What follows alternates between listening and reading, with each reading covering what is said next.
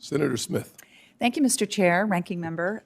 Welcome, everybody. I'd like to start with the Community Reinvestment Act, and I'll direct these questions to you, Vice Chair Bowman.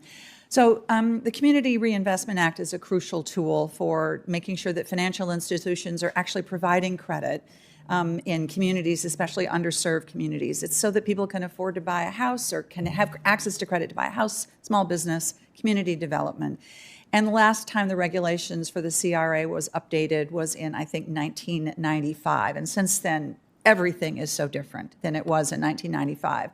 I won't go through the whole history of the work that was done to update these regulations. I think it's fair to say that in Minnesota, most financial institutions, regardless of what kind they were, said we really do need an update to this. FDIC, the Fed, and OCC finally proposed a new rule, 2023. It was a big deal. Rule goes into effect. And then the big banks filed a lawsuit challenging the rule in a district, honestly, that was favorable. And your agencies decided not to defend that new rule. And so now we have reverted back, as I understand it, to the 1995 regulations. So, Vice Chair Bowman, can you tell us what is the status of this rescission, proposed rescission of the 2023 rule, and what do you see happening next here?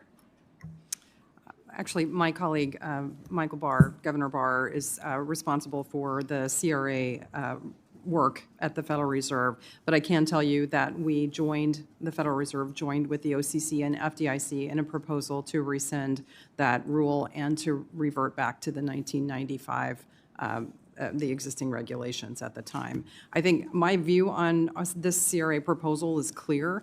It was overly broad and excessively burdensome, especially for community banks. It would have treated a $2 billion bank in the same way that a $2 trillion bank was required to comply. So I was not able to support it when it was introduced in the last administration. But so my question is so what happens now? So right now we're back to these 30-year-old regulations that predates online banking. Is that the best that we can do, or where do we go from here? I think there have been a number of efforts to modernize the CRA. The OCC tried during the Trump administration. It was rescinded by his successor.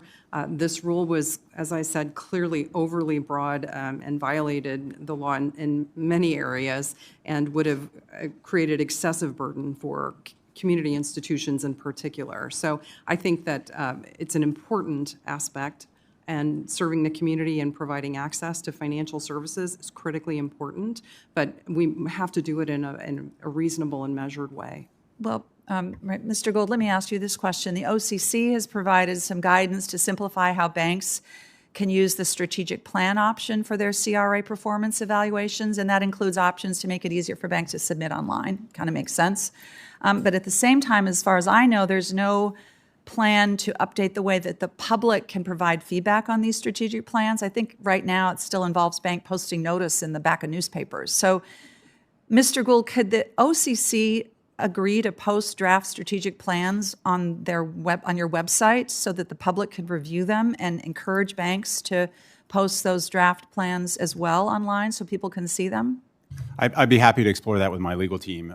Just to add to the Vice Chair's points, we now have two successive administrations from different parties that have tried and failed to update, as you say, the 1995 regulatory framework, which, as you correctly note, is outdated.